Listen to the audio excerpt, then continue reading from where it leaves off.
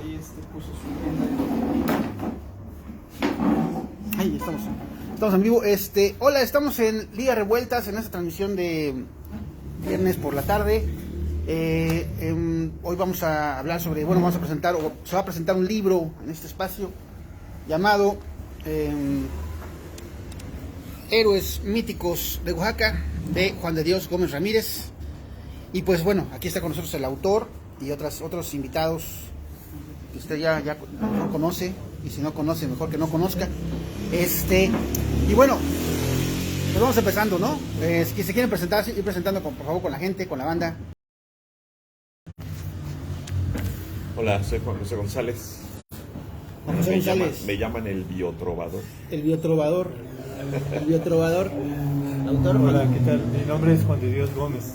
Juan de Dios Gómez, maestro, que se puede presentar con la gente, o sea, que se dedica, bueno, además pues, del libro.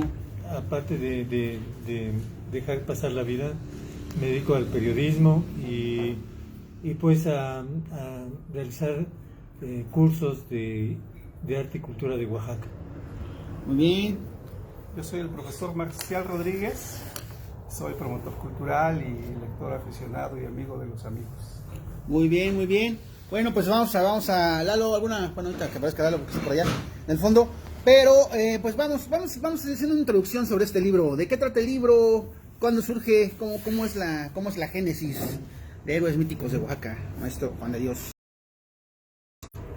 Pues mira, yo creo que este libro tiene, así como sus personajes que lo integran, tiene una historia un poquito larga.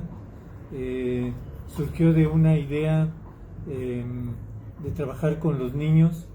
En una ocasión fui invitado por el Museo del Papalote para contarle leyendas a los niños y un poco la idea de la empresa era el hablarles de los duendes y la Llorona y pues lo que todos ya hemos escuchado, pero a mí se me ocurrió un poco la idea de hablarles de los superhéroes de Oaxaca y esa era como la pregunta inicial con los niños, ¿no?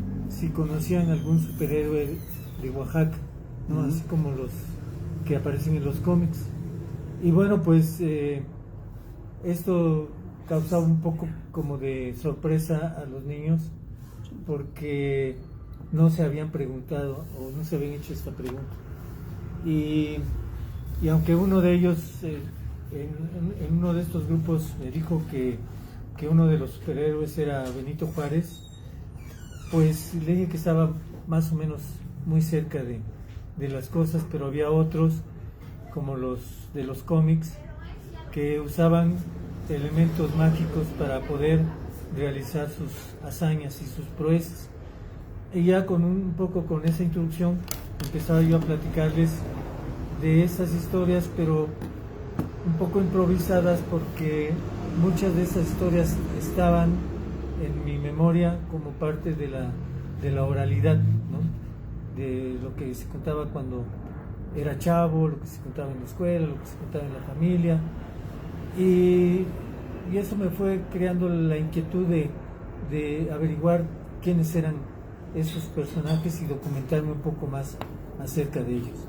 Y bueno, pues así se fue construyendo un poco la historia de cada uno de ellos, porque muy pocos autores o historiadores los mencionan, y cuando los mencionan pues es solamente un renglón, es un párrafo y no hay mucho más contexto, ¿no? Y entonces un poco el ejercicio fue reunir algunos otros elementos, contextualizarlos en el tiempo, en el espacio, en la región a la que pertenecen, y así fue como pues me di a la tarea de escribirlo y luego después a la gran tarea de publicarlo, que eso fue lo que me llevó más tiempo, creo. ¿Por qué? ¿Por qué llevó más tiempo?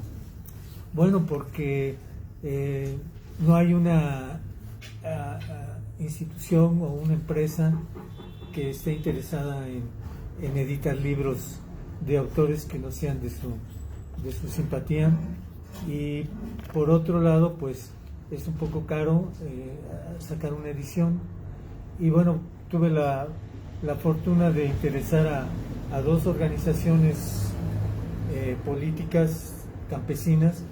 Les mostré el proyecto, les mostré ya un poco cómo estaba armado, y ellos se decidieron a hacerme una adquisición antes de meterlo a la imprenta, y esto me sirvió como el capital de arranque para producirlo, ¿no? Esta organización son la UNTA, que es la Unión de Trabajadores Agrícolas, la Unión Nacional de Trabajadores Agrícolas, y la UCISON, que es la Unión de Comunidades Indígenas de la zona norte del Istmo, ¿no? Y entonces ellos me hicieron una adquisición previa a la edición, y eso fue un gran apoyo para poderlo editar. Y el segundo apoyo fue la casa editorial, que es un viejo conocido de la Ciudad de México, SEACAT, Juan Ansaldo, que también le interesó mucho el proyecto, y dijo, bueno, pues aquí lo editamos y pues te damos un buen precio, ¿no? Ok, una primera opinión sobre estos héroes míticos de Oaxaca. Mira, de pronto Oaxaca, el magisterio oaxaqueño tiene un plan educativo alterno de la Secretaría de Educación Pública, de la SEP. Pues de manera así pronta, Oaxaca, el magisterio oaxaqueño siempre ha sido como un magisterio que ha pugnado por proyectos educativos alternativos, justo el peteo lo es. Entonces, pero lo que luego se adolece es de este tipo de materiales. Entonces, pensamos que este material viene a fortalecer, viene a ser un elemento pues básico para las intenciones del peteo, ¿no? ¿Por qué? Porque el peteo está fundamentado además de la interculturalidad, en la comunalidad. Y aquí lo que estamos viendo pues son personajes pues vinculados totalmente a territorios muy específicos, a culturas que a pesar de los siglos o a través de los siglos se siguen preservando como grandes culturas que han aportado mucho a este territorio. Entonces, de entrada, es un material susceptible de ser utilizado como parte de este plan para la transformación educativa de Oaxaca del peteo, de entrada. Juma, ¿algún comentario de entrada sobre este libro? Bueno, a mí me complace estar aquí en la mesa con Juan. ¿De dónde Dios. conoces al maestro? Pues nos conocemos de hace mucho tiempo, hasta testigo de tu boda fui, ¿no? Exactamente. Es larga la historia, pero ahí se las platicaremos. ¿Y sigue casado usted? Así es, bueno, bien casado. Aquí me acompaña mi esposa. Muy bien. No vais a resultar como Pati Chapoy, no te vais a meter en la vida privada. No, lo pregunté porque si tú fuiste su padrino, a lo mejor hasta se hubiera divorciado, ¿no? Tal vez esa mala suerte hubiera sido Quedó terrible. bien casadito, bien casadito. Bueno, ya me complace estar con mis amigos y bueno, también me complace que muchos materiales de este tipo estén saliendo a partir de las editoriales independientes, ¿no? Y por supuesto un trabajo de calidad, lo he revisado y con la utilidad que mencionaba mi amigo Marcial, pero más allá de la utilidad práctica, que sirva como material educativo para los niños oaxaqueños que conozcan no a Batman ni a Superman, sino a los verdaderos héroes que pues, forjaron el misticismo, ¿no? de nuestros pueblos. Más allá de eso, me complace que personas como Juan de Dios estén haciendo proyectos independientes con el fin de hacer otro tipo de publicaciones alejadas del control estatal o del control empresarial, ¿no? Pues básicamente eso, mi opinión en cuanto al contenido, pues a mí me encantó leerlo. ¿Qué parte te gustó más?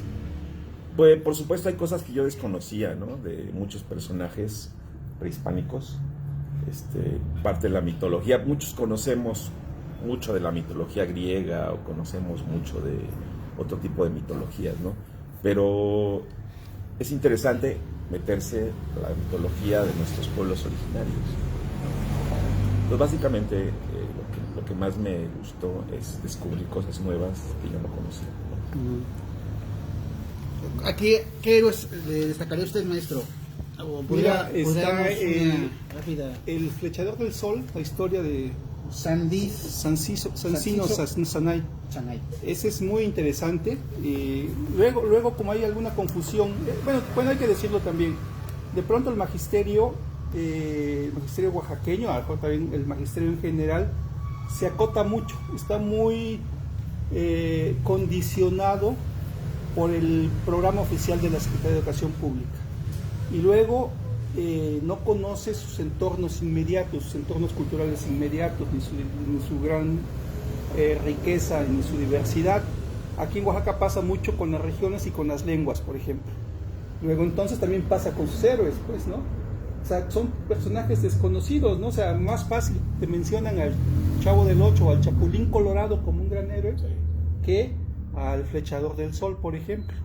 Sí, y como decía un poco lo que decía Juma, ¿no? Sí, son relatos de un gran misticismo, ¿sí? Son leyendas, son fábulas. ¿Qué nos puede contar sobre el Flechador del Sol? El Flechador del Sol, el gran trama es esta confronta una vez que llega el flechador o Sancino Sanay a un territorio que ahora es Tilantongo, ¿sí? Llega a quererse apropiar de esas tierras, quieren ensanchar su imperio los mixtecos, pues los Ñusabi, y empieza a proclamar, empieza a convocar quiénes son los dueños de este lugar, y dice, nadie responde, pues al final de los días, 2-3 días, ve que nadie responde, y al parecer algo le dice que el dueño es el sol, pues el único que se manifestaba era el astro rey, y dice, pues si tú eres, creo que tú eres el poseedor de estas tierras, te reto, dice, a un duelo. Entonces agarra su poderoso arco y su flecha y le suelta el flechazo, ¿no? Pero lo hace mero que va a caer, ya viene la caída del sol, ¿no? Entonces suelta la flecha y el sol se pone rojo y se oculta, pues.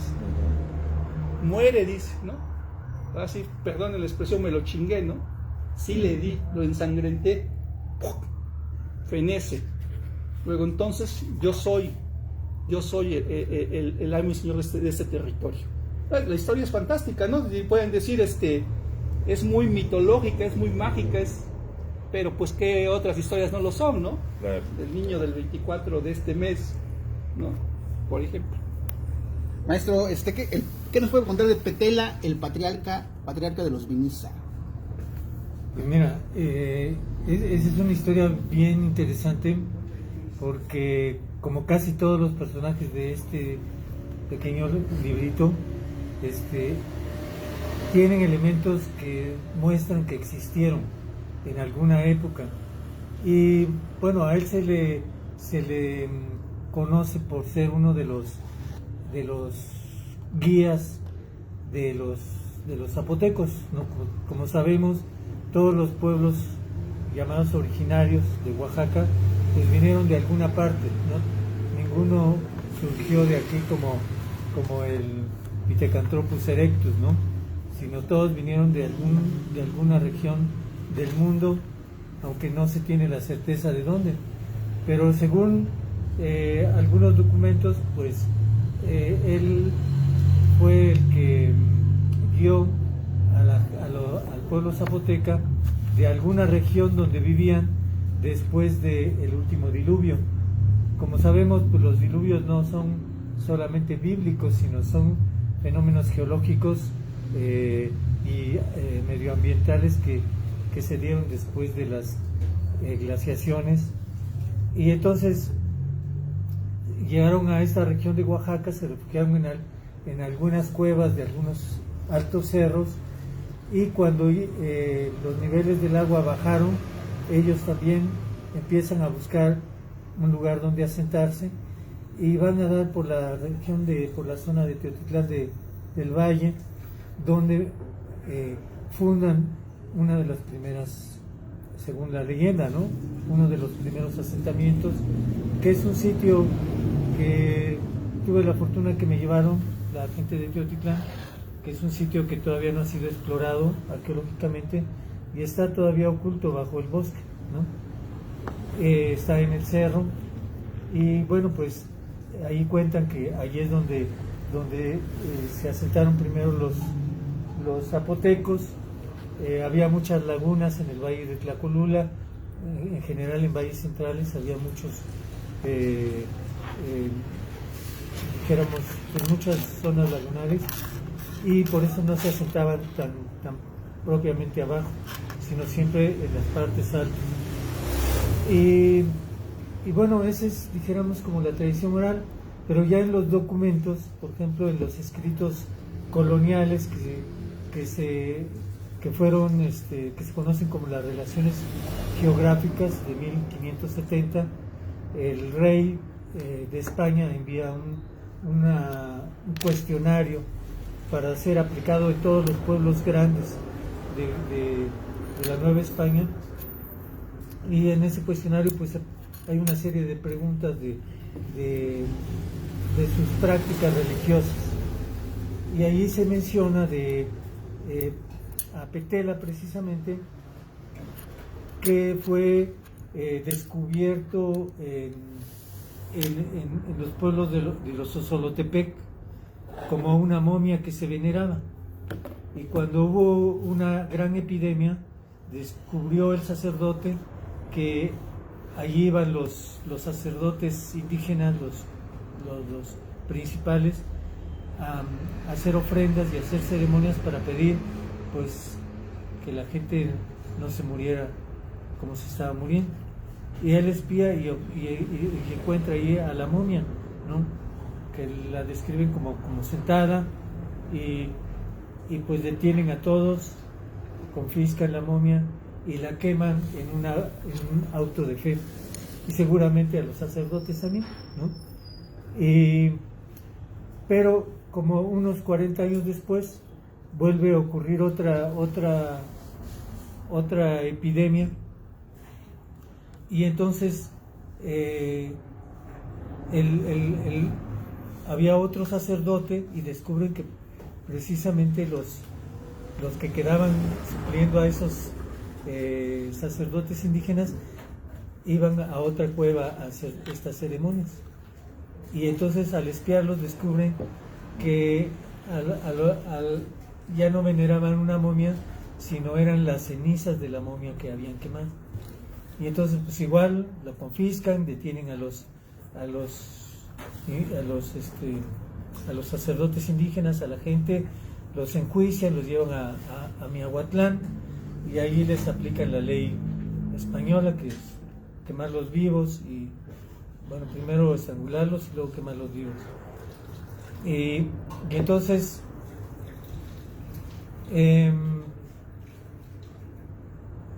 lo que hicieron fue tratar de borrar La huella. todo vestigio de Petela, ¿no? Pero prevaleció en la memoria histórica, pero también en la memoria, en la tradición oral, pero también prevaleció en esos documentos. Y ahí es donde fui encontrando algunas cosas que fui uniendo sobre la historia de Petela como un personaje. Bueno, ahí le pongo como el patriarca de los zapotecos, porque es el que dirige, ¿no?, a esa peregrinación, aunque obviamente no había un patriarcado, ¿no? En esa época no era como en la Biblia, ¿no?, que eran puros patriarcas, sino aquí en Mesoamérica pues era otro tipo de organización familiar, ¿no? ¿Qué tipo de organización era? Pues se le conoce como, ¿cómo se le conoce? Como una organización familiar donde no había, el padre no era el mero machín, sino las mujeres tenían también la misma autoridad como el hombre, porque se consideraba que las mujeres, ahora se empieza a descubrir todo eso, que las mujeres fueron las primeras médicas, ¿no?, las primeras curanderas, las primeras magas, ¿no?, que practicaron la magia. Las mujeres también fueron las que desarrollaron la agricultura, ¿no? Y eso les dio mucho prestigio en los clanes, en los grupos tribales, y eso les permitía tener una alta autoridad, porque los hombres se iban de cacería y pues no se iban a las 7 de la mañana y regresaban a las 4 de la tarde, sino se iban 2, 3 semanas, un mes, y cuando regresaban, pues quien se hacía cargo de los niños, de los ancianos, de los heridos, de los enfermos, pues fueron siempre las mujeres. Y esto permitió que fuera una organización familiar diferente. Cuando llegan los españoles, aún todavía acá en Oaxaca prevalecen mujeres que tienen mucha autoridad, ¿no? Como por ejemplo, se reconoce a la cacica de Cuilapan como la señora de los Valles Centrales. Después tuvo el nombre de Doña Isabel, no recuerdo el nombre que tenía en mixteco, y como ella, pues hubo muchos linajes, dijéramos, que eran a través de las mujeres, ¿no? Y aunque había un primogénito varón, no le daban, dijéramos, la prioridad, sino a la que era mujer, ¿no? Entonces era un tipo de organización familiar diferente, ¿no? Juma, ¿cómo ves? ¿Por qué es importante para las juventudes, digamos, pues en las comunidades fuera de ellas, el conocer estas o el revalorizar estas leyendas? Pues mira, pues bueno, antes que nada, felicidades al Café Revueltas, porque su café sabe como a cerveza. ¿Quieres que cierren el lugar, ¿verdad? Felicidades. Paz de lanza. No, ¿cómo crees? No, pero tiene un saborcito así, unos tintes de cerveza. Buen café. Pues mira, creo que es importante, básicamente, que ya se ha dicho muchas veces, el que no conoce su historia está condenado a repetirla, ¿no? Y pues no saber de dónde vienes, pues también implica un desconocimiento del futuro que quieres crear, lo que quieres hacia adelante. Y pues todos somos parte de esto, finalmente, así como somos parte también de las otras culturas, la cultura griega, la cultura hebrea, etcétera. Y como decíamos hace rato, desgraciadamente, muchas de las cosas que plasma aquí Juan de Dios en este libro, pues la gran mayoría de la gente no las conoce, ¿no? Yo me incluía, no conocía a muchos de los personajes que aquí presentas. Y pues ahora que estamos volteando hacia nuestros pueblos originarios, es importante voltear hacia esa parte de la cultura que pudo sobrevivir a la conquista y después a la opresión, a la explotación, al despojo. Entonces, tener en la mano un documento así es súper importante, ¿no? O sea, para los jóvenes, para los adultos y para quien sea. Lo mismo, ¿cómo aporta a la identidad este tipo de conocimiento sobre los relatos fantásticos? Yo creo que estamos, sobre todo divulgadores culturales, profesores, gente que tiene como algún contacto con la sociedad, ¿no? Que tenga que opinar, está como obligado a tener cierta información más allá de la común, ¿no? Y corriente. Este libro, pues esto contribuye a tener ciertos elementos organizados, como decía Juan, llevo muchos años, para que todos sepamos, pues, ¿no? Que hay mitos fundacionales y que hay héroes más allá de los convencionales o de estos otros que la historia oficial ha entronado, ¿no? O sea, que son como muy caracterizados ya, no sé, Juárez o mismo Condoy, que está como muy presente, ¿no?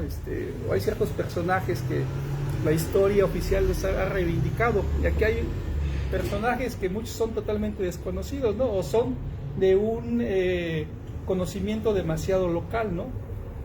Por ejemplo, Pitio, que es de la Sierra Sur, ¿no? Que ya es del siglo XVII, al inicio del siglo XVII, pues que se le compara con Jacinto Canet por su capacidad organizativa y esta intención de recuperar las tierras, ¿no? O sea, de los primeros movimientos agraristas, por ejemplo. Y eso la historia oficial nunca lo va a decir, ¿no? Y yo creo que si las comunidades de la Sierra Sur y el entorno social lo conocen, a lo mejor eso les puede infundir algo, ¿no? Más resistencia de la que hay, ¿no? O preservar o conservar la resistencia que hay en esas comunidades para defender su entorno. Eso me parece que es muy importante para que esto puede provocar este libro. Maestro, lo mismo, la identidad, usted buscó pues no sé, inferir o influir o ir sobre la identidad de las nuevas generaciones en cuanto a la divulgación de estas leyendas, de estos héroes míticos? Sí, yo creo que en los últimos tiempos nuestra identidad como oaxaqueños está muy deteriorada por el turismo, y nuestra identidad se ha reconstruido a partir de los discursos oficiales turísticos, ¿no? Sobre lo que le llaman folclore, ¿no? Que desconocemos muchas cosas del origen de, por ejemplo, en el caso de la Guelaguetza, ¿no? Como presentan como la visión de los pueblos originarios, pero si nos vamos un poco a fondo o nos vamos al origen de las cosas, primero, pues la música, toda la música que se toca en la Guelaguetza es de origen español, ¿no? Son sones, son valses, son scotch o chotis, como les decimos, ¿no? Música escocesa, ¿no? Y si nos vamos, por ejemplo, a la forma de bailar, pues también son danzas españolas, europeas, basadas en la contradanza, ¿no? No hay ninguna danza que tenga un origen indígena, primero porque se desconocen mucho, ¿no? Sobre la Guelaguetza, apunto usted. Por ejemplo, en el caso de la Guelaguetza, no hay ninguna música que sea de origen indígena, ¿no? Uh-huh. Incluso el berelele, ¿no? Que se toca con la flauta y con los cuernos de venado y con el caparazón de la tortuga, pues es un son, ¿no? No suena como prehispánico, pero no es nada de eso, ¿no? Y bueno, las formas de bailar igual, el vestido, lo mismo, ¿no? El rebozo es español, las enaguas es española, son vestidos del siglo XIX de España, ¿no? La blusa, lo único que podemos encontrar ahí un poco original son los huipiles, ¿no? Que es, si vemos los códices, que es nuestra referencia visual, pues ahí están los códices, pero ni siquiera se usan otras prendas, ¿no? Que son de origen indígena, que ya no se usan, por ejemplo, ¿no? Que no se usan en la Guelaguetza en particular, ¿no? Y bueno, y todo dentro de una atmósfera católica, ¿no? Ahí que la boda y que todo el rollo es católico, y entonces obviamente esa no es la identidad de los pueblos originarios. Así es como nos están reeducando o nos han reeducado, ¿no? Porque así nos fuimos formando los oaxaqueños de esta generación. Desde que empieza la Guelaguetza, pues pensamos, pues sí, esos son los oaxaqueños, pero si nos vamos a revisar las cosas, nos encontramos que todo eso es europeo, ¿no? Del siglo XIX. Incluso los inditos con sus calzones blancos y su refajo rojo, bueno, pues esa fue la imposición colonial para que no anduvieran con sus taparrabos, ¿no? Y no mostraran sus vergüenzas, ¿no?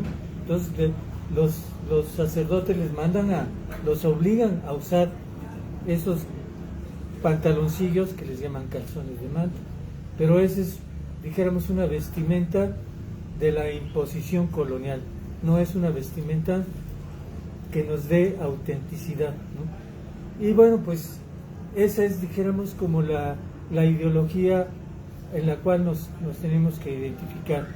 Y luego, pues, si nos vamos ya un poco a la historia, pues ahí mismo dentro del contexto de la Guelaguetza encontramos esa historia romanticona y de la Donají, que no es más que una deformación histórica de hechos que sucedieron, ¿no?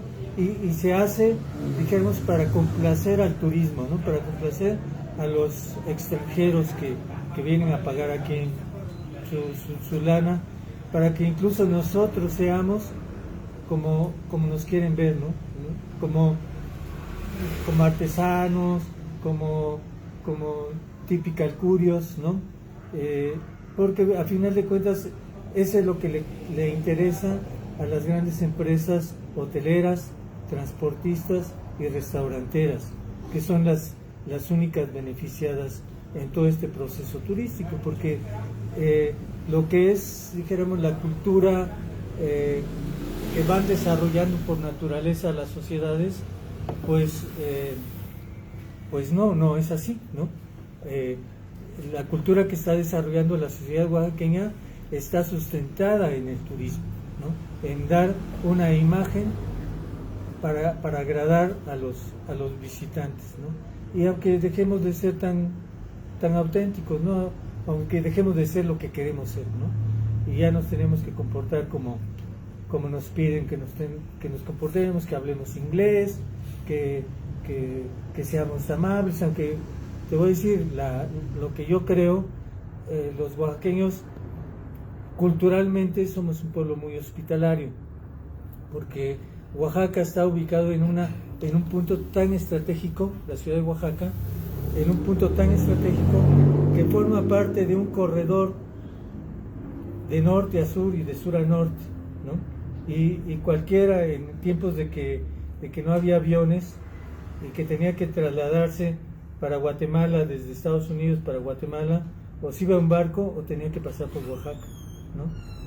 Y en la época de la prehistoria mucho más, ¿no? Porque había tantos ríos en el Golfo y tantos ríos grandes en el Pacífico que por ahí pues no, era mucho más difícil caminar por las costas que pasar por aquí por el valle.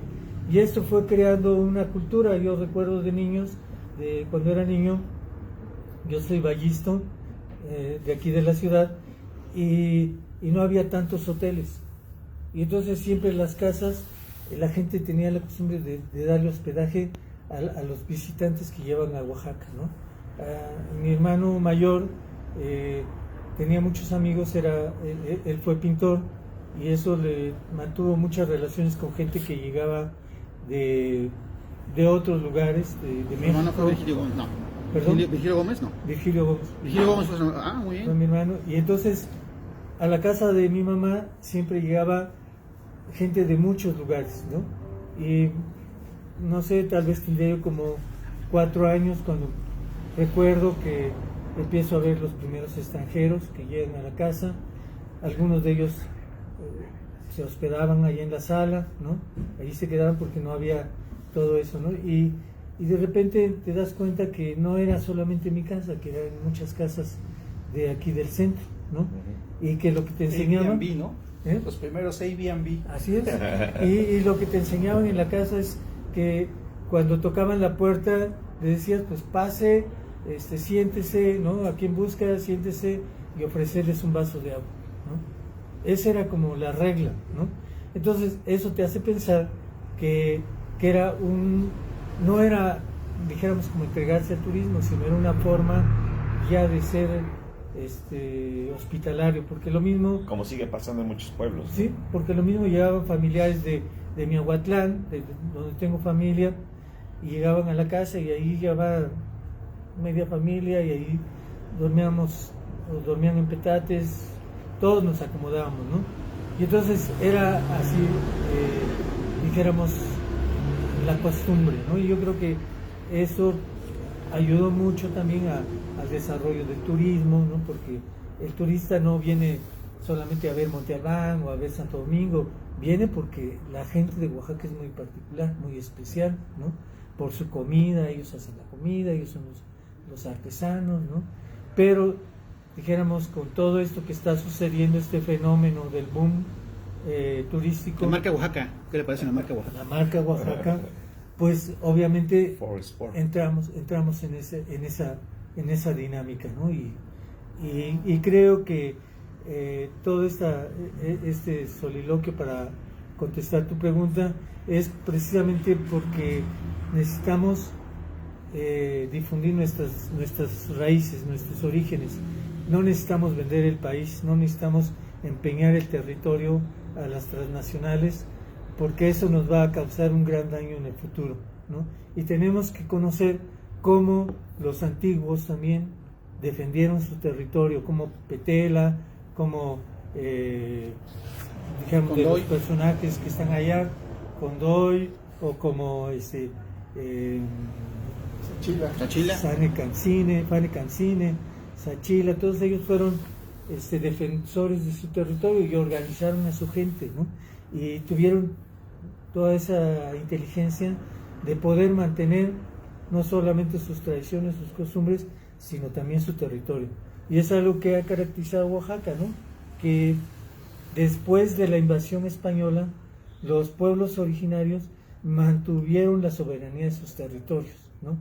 Hasta el porfiriato, que fue cuando les empezaron a quitar sus territorios. De hecho, los mijas se llaman los jamás conquistados, ¿no? Así mismo. Exactamente. Y la revolución fue un poco el movimiento para recuperar los territorios que fueron, que se empezaron a despojar desde las leyes de Benito Juárez, ¿no? Porque Benito Juárez... Entonces no era un superhéroe, como dijo ese chavo, ¿no? ¿Usted cómo ve? Pues mira, yo creo que fue un superhéroe para los liberales, ¿no? Y los liberales han regresado a gobernar el país, ¿no? Y están haciendo lo mismo. Ok, bueno, yo quería comentar rápidamente sobre, antes de pasar a las preguntas del público, a la gente que nos acompaña, sobre, bueno, no viene pero la leyenda de Donají, ¿no? Es una leyenda que se representa pues cada año durante la Guelaguetza. Hay un evento especial en el auditorio Guelaguetza al respecto, y básicamente es una leyenda pues muy brutal, ¿no? Es una mujer que es pues básicamente descuartizada, secuestrada, descuartizada, y que su cabeza es enterrada en no sé dónde, ¿verdad? Bueno, no tengo exactamente claro el dato, pero de ahí empiezan a brotar flores, ¿no? Y de ahí viene la identidad, y de ahí viene todo. ¿Ustedes cómo ven esta leyenda? Yo creo que lo particular me parece como muy cabrón que la identidad se basa en este tipo de situaciones, ¿no? De símbolos, y sobre todo en esos momentos, ¿no? Que vivimos una violencia feminicida en el país pues bastante dura, y no se diga en Oaxaca, ¿no? ¿Ustedes cómo ven? ¿Quién tiene que comenzar? Pues tal vez por eso no se incluye, ¿no? O sea, de alguna manera, pues faltan, por ejemplo, un personaje que a mí... Una heroína. Bueno, es una heroína. Bueno, si te das cuenta, son puros machines, ¿no? Son puros machines, son 10 personajes varones. Ya habíamos comentado con Juan, en algún momento sí tendría que haber como una revisión para que hubiera también personajes femeninos, y seguramente los hay, ¿no? Pero de los masculinos que está faltando aquí, por ejemplo, pues Atonaltzin, por ejemplo, que es un rey chocholteco, que hay evidencias históricas de su existencia, y que fue el que se dio un trompo con los mexicas, pues, los paró ahí en la chocholteca, ¿no? Por ejemplo, ese es uno. Pero esto que tú dices, pues sí, es de esas cuestiones un poco extrañas, ¿no? En estos tiempos, tener un símbolo sangriento, ¿no? Como el escudo de la ciudad. Pero es el escudo de la ciudad. Es el escudo de la ciudad.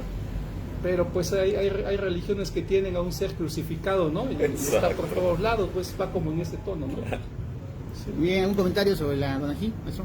¿Ahí? Pues sí, que en los mitos fundacionales de veras casi nunca falta la sangre y las decapitaciones y los sacrificios, etcétera, ¿no?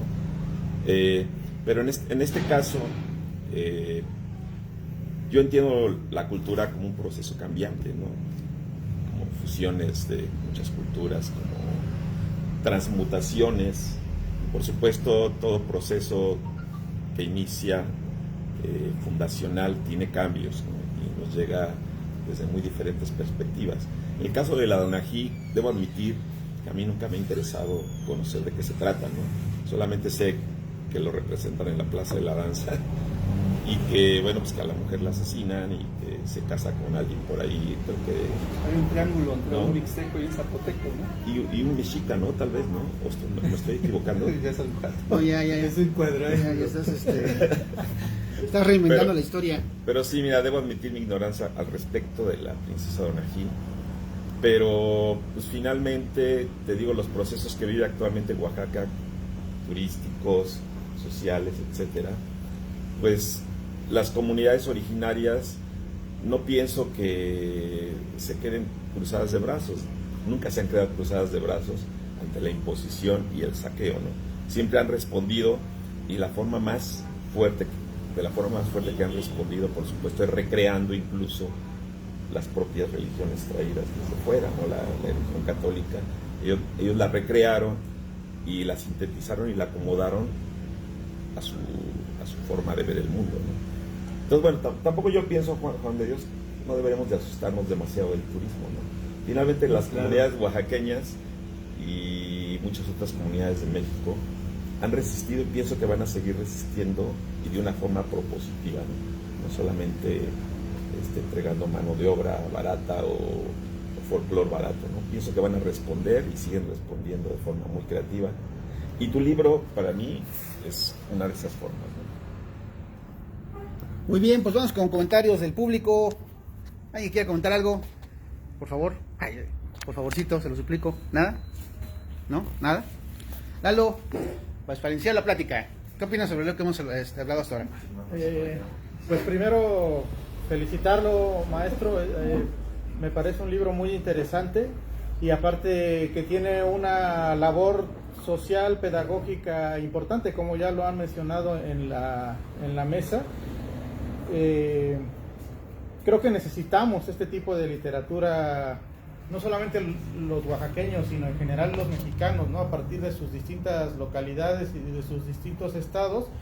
Y creo que esto ayuda a tener una identidad más cercana a nuestro origen, sobre todo pensando en algo que yo vengo defendiendo o sosteniendo desde hace mucho tiempo, en el sentido de que los mexicanos no tratamos de rechazar o de esconder nuestro origen indígena, ¿no? Es cierto que ahora ya somos una mezcla de distintos orígenes, pero al final creo que la propaganda y el estilo de vida occidental y muchas otras cosas han hecho que desde muchas generaciones hasta ahora, con la palabra mestizo, tratemos de esconder que tenemos un origen indígena, ¿no? Entonces, mucha gente dice, bueno, yo soy mestizo, y parece que con eso borra su origen indígena, pero esto yo creo que es producto de esta cuestión de la mala propaganda que se le ha hecho al origen indígena, ¿no? Es decir, esto de ser blanco es lo bueno, es lo propositivo, es lo que todos, de alguna manera, si no lo somos, anhelamos ser. Y ser indígena o ser afromexicano o asiático o de otro lado es lo malo y es lo que quisiéramos ocultar. Entonces, a mí me parece que este tipo de trabajos pueden ayudar a tratar de vencer eso, ¿no? Porque al final, digamos, el mestizaje ahí está, pero digamos el mestizo como institución es solamente un invento para tratar de seguir borrando nuestro origen indígena y para borrar, o sea, la labor de los europeos desde que conocieron a los indígenas ha sido eso, ¿no? Tratar de destruir cualquier rasgo que pueda existir de nuestro origen indígena o de nuestro de nuestro origen indígena. Entonces me parece muy importante su trabajo, muy interesante. Quizás yo como pregunta, como una primera pregunta, le diría cuáles fueron sus fuentes, es decir, es la tradición oral a partir de la cual enriqueció el libro, o hay documentos escritos, o cómo fue que fue construyendo el libro desde las fuentes, digamos, ¿no? Sí, yo creo que, bueno, en algunos el primer contacto fue la tradición oral y obviamente que en la tradición oral hay muchas versiones de un mismo caso y mi idea fue como tratar de unificar un solo relato y también me basé en varias fuentes, ¿no? Al final del libro hay una bibliografía de algunas de estas fuentes que la mayoría son historiadores oaxaqueños, ¿no? Pocos son académicos, ¿no? Dijéramos que vienen de la academia, sino la mayoría son como Martínez Gracida, como bueno, de documentos están las relaciones geográficas, de académicos pues hay muy pocos, ¿no? Porque ellos no le han entrado al tema, aunque hay algunos antropólogos que le han entrado al tema y lo han tratado como héroes culturales y los despojan de todo su encanto, dijéramos mítico, que es para mí lo más importante, porque eso es lo que le ha dado vigencia en la tradición oral. El hecho de que tengan, por ejemplo, elementos mágicos como la talega donde sale el ejército, o como el que nace de un huevo, ¿no? O el que se convierte en colibrí, ¿no? Para espiar a sus enemigos, pues eso le da un elemento muy atractivo que hace que la historia se pueda repetir de generación en generación. Si lo manejamos con dijéramos, con la visión academicista de héroes culturales y despojarlo de toda esa magia, pues se vuelven personajes aburridos, ¿no? Como los personajes de historia, ¿no? Estoy viendo que la bibliografía... Sí, perdón, adelante. Sí, yo creo que también es muy importante, además de estas fuentes primarias de gente que se ha encargado de plasmar eso que ha escuchado durante mucho tiempo, que hay muchos elementos que se siguen preservando, por ejemplo, para los mixtecos, ¿no? Sahuidanda, que era un nahual que entraba a las cuevas a hacer sus rituales para abastecerse de un ejército cuando ya se sentía perdido. Las cuevas en la región mixteca siguen siendo lugares sagrados, ¿no? Y se sigue trabajando, se dice, ¿no? A ir haciendo la limpia, ir haciendo la petición actualmente, pues, ¿no? Entonces, para todos sabemos que en la Mixteca las cuevas son sagradas, son lugares sagrados. Y uno va al Museo Regional de Huajuapan y de sus grandes maquetas es una cueva, ¿no? Y si va uno aquí a ¿cómo se llama? Santa María, ¿dónde era Franco Gabriel? ¿Cómo se llama? Sosola. No, bueno, hay un pueblo muy cercano que hay cuevas y que en noviembre, el tercer domingo de cada noviembre, la gente baja, pues, ¿sí? A este lugar, a esta gran cueva, a hacer el trabajo. ¿San Sebastián? No, es las grutas. No, este es otro, es se me olvidó dónde es Franco Gabriel. Aquí por Nochistlán. Es en Nochistlán, sí. No es Zapuala, es por Santa Inés de Zaragoza. Por ahí está este lugar. Se llena, miles de gentes van ahí a purificarse. Obviamente en el sincretismo dicen, es que en esa cueva apareció Jesús, ¿no? Ahí apareció y después caminó hacia Tamazola, San Juan Tamazola. Caminó a Tamazola y ahí pidió que le hicieran un templo, dice. Ya es el sincretismo, pues. Pero la gente ha ido históricamente a esa cueva a limpiarse, pues.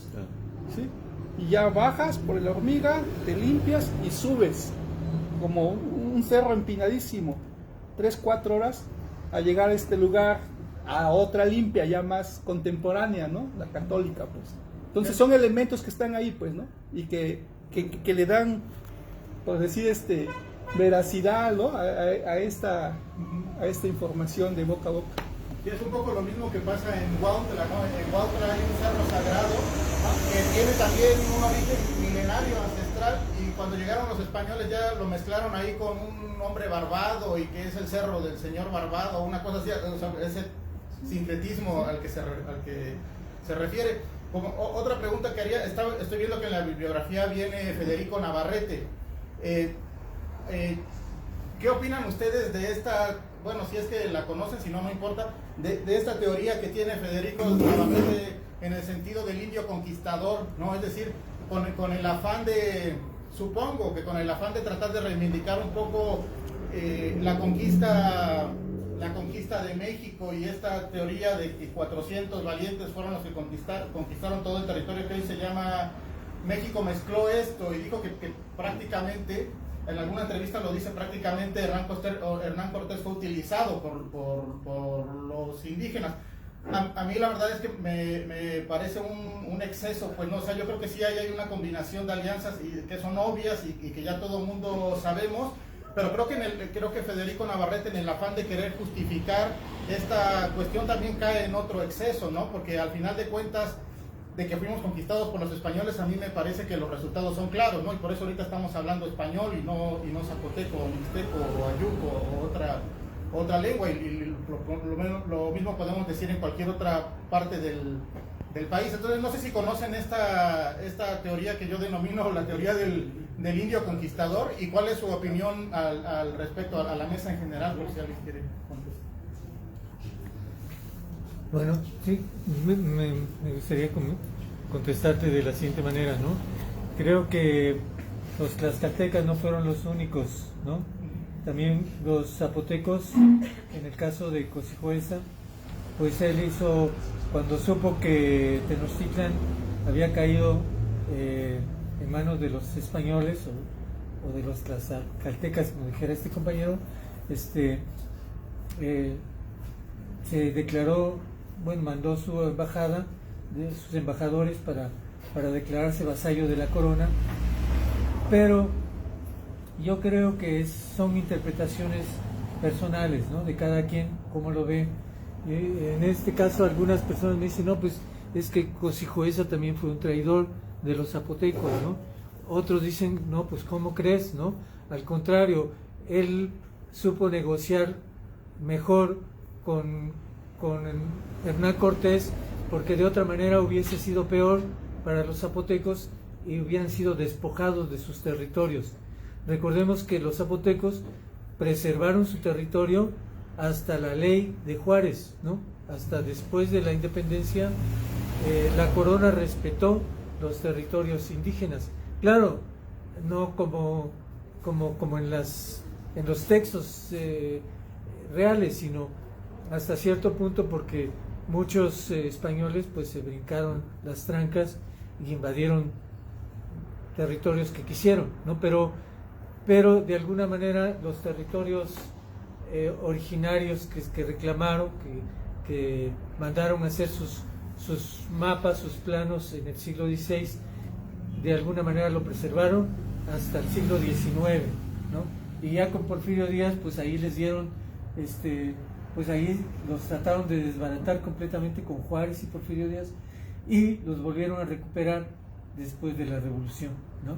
Entonces, yo creo que muchos pueblos lo manejaron de esa manera, no solamente los tlaxcaltecas, que eran enemigos de los mexicas, sino también los zapotecos y algunos otros pueblos. Otros pueblos no lo manejaron así, ¿no? Sino que se enfrentaron a muerte contra los españoles, como fueron los yopes, como fueron los chiapas, ¿no? Que dijeron, pues a nosotros nos van a apachurrar, ¿no? Y pues claro, los extinguieron completamente. Entonces, yo creo que ahí son interpretaciones también personales. Yo podría decir que Cosijoesa fue bastante inteligente en manejar una diplomacia, ¿no? Aunque obviamente a lo que él se le prometieron no se cumplió, ¿no? Igual como los tratados en Estados Unidos, ningún tratado que hizo el gobierno europeo colono en Estados Unidos con los pueblos indígenas de Estados Unidos, ninguno de los acuerdos se respetó, ¿no? Ninguno. Entonces, lo mismo sucedió aquí, nada más que de otra manera. Yo pienso, evidentemente, tratando de responder esta teoría, yo pienso evidentemente que la invasión fue avasallar, ¿no? Y avasallaron prácticamente con todo. Y bueno, está descrito que más del 80% de la población indígena que habitaba en ese tiempo desapareció. Pero lo que a mí me gustaría contestar, que yo lo veo de esa forma positiva, que la cultura indígena de los pueblos originarios perduró, y no solo perduró, sino que invadió el mundo, con el maíz, con el cacao, con la vainilla, ¿no? Y bueno, pues me quedo corto, pero son muchísimos, el jitomate, ¿no? Entonces toda la cultura que se creó y se recreó, exacto, en la cultura indígena, pues ahora está en todo el mundo, ¿no? Los italianos no podrían hacer nada sin el tomate en sus pizzas, ¿no? Por ejemplo, ¿no? Y antes que nada quiero también reconocer la sabiduría de Juan de Dios acerca de la cuestión prehispánica de los pueblos originarios, y esta forma de transmisión del conocimiento a través de los mitos, pues bueno, se ha demostrado que era una forma común en los pueblos, ¿no? Y sigue siéndolo todavía. Cuando quieren, por ejemplo, educar a un joven, pues lo primero que le cuentan es la fundación mítica del pueblo, y el joven lo transmite, y es una forma de mantener, por supuesto, la sabiduría y el conocimiento que se fue enmascarando para sobrevivir, ¿no? para sobrevivir a la invasión, a la quema de documentos, códices, a la destrucción de sus pirámides, etc. Entonces aquí está plasmado parte de eso que sobrevive en este libro. Yo quiero hacer un comentario un poco a lo que decía Lalo, en el sentido de los indios conquistadores. Eso empieza como a estar más en boga. Sin duda la historia que nos dan en la escuela es una historia maniquea, pues, ¿no? Casi de buenos y malos, y con una serie luego de cosas que no fueron tan reales, ¿no? O sea, tenemos una confusión terrible luego en hechos históricos, pero tremenda, pues, y los profes como loritos nos pasamos luego nada más repitiendo lo que viene en el plan y programas de la Secretaría de Educación Pública.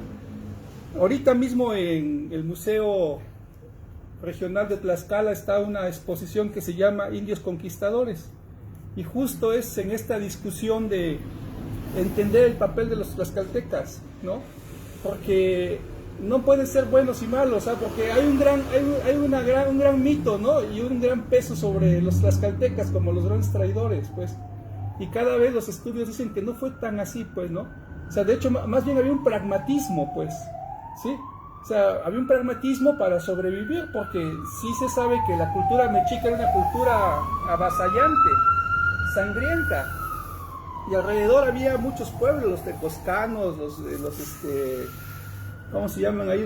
Los Xochimilcas, los tecoscanos, había gente que venía de allá del norte de Veracruz, o sea, había muchos pueblos. Totonacos.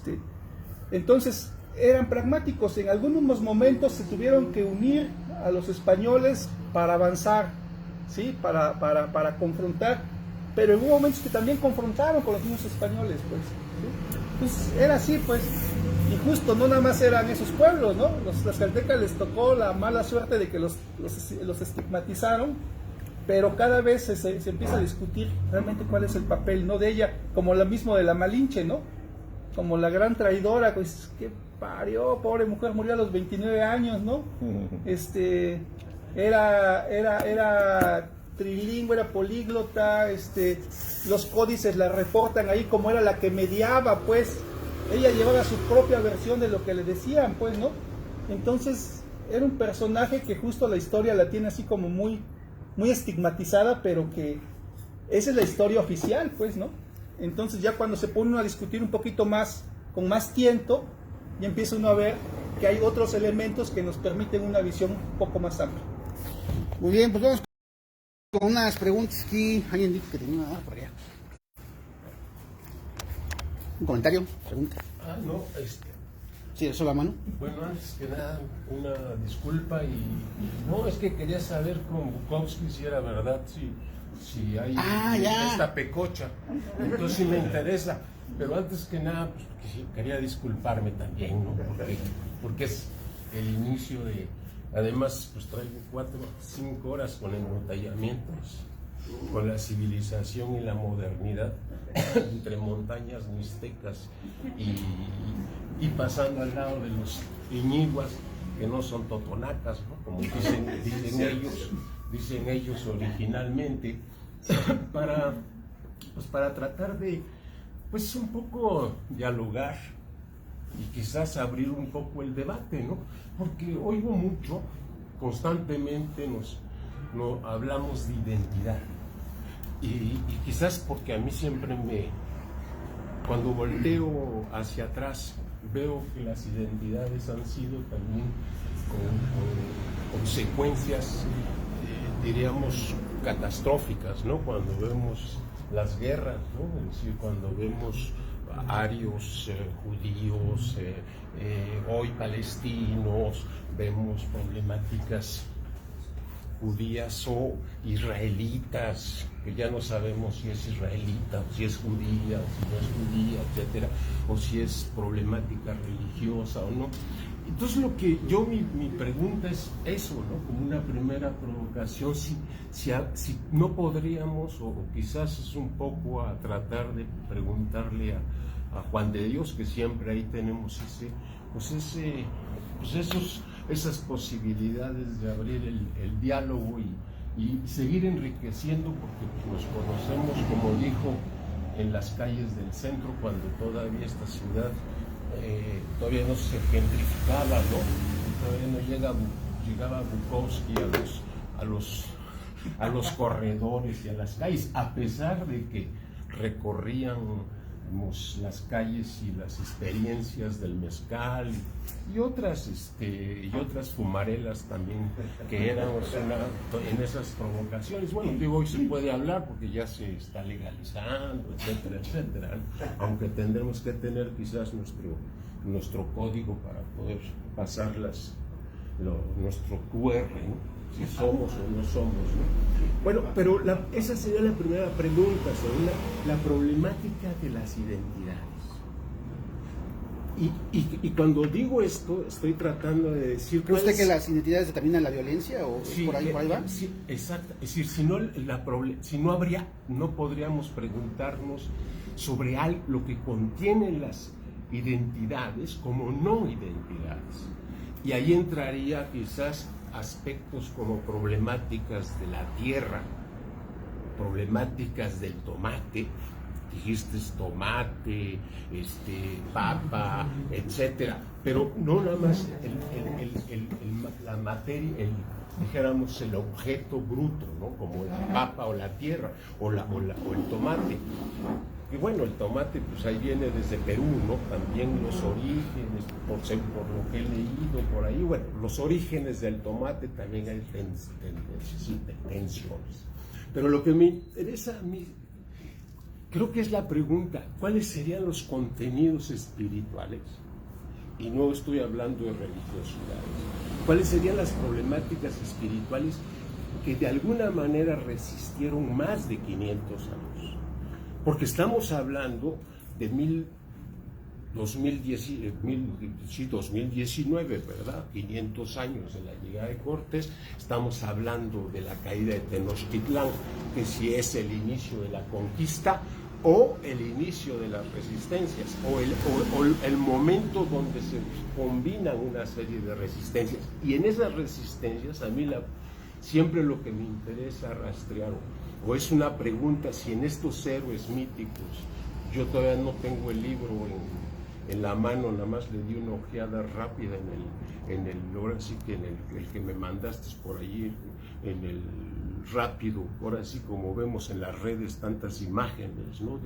Pero lo que me interesa, conozco algunos héroes que mencionaron ahorita, o héroes míticos, pero lo que me interesaría es ver cuáles serían esas partes, dijéramos, de experiencia sociocultural o experiencia sociocultural que devienen formas políticas en los diversos momentos de las grandes transformaciones de la historia política de nuestro país. La Revolución de Independencia, la Revolución Mexicana, es decir, los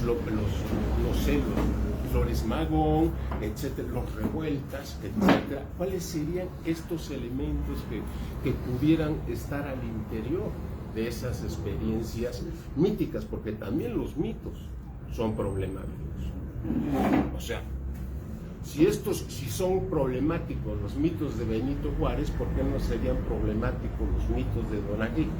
O los mitos de Cosijoesa, o los mitos de los héroes oaxaqueños o tlaxcaltecas o cholultecas, etcétera. Es decir, la problemática también de los mitos, que son también formas de legitimación y formas de organización de una violencia política.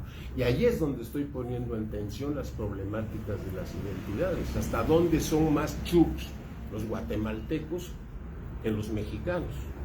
No sé, los chucs mayas, ¿no? Cuando tú conoces por esas tierras, es interesante ver cómo la experiencia nacional y cómo esas fronteras también produjeron identidades de violencias internas al interior.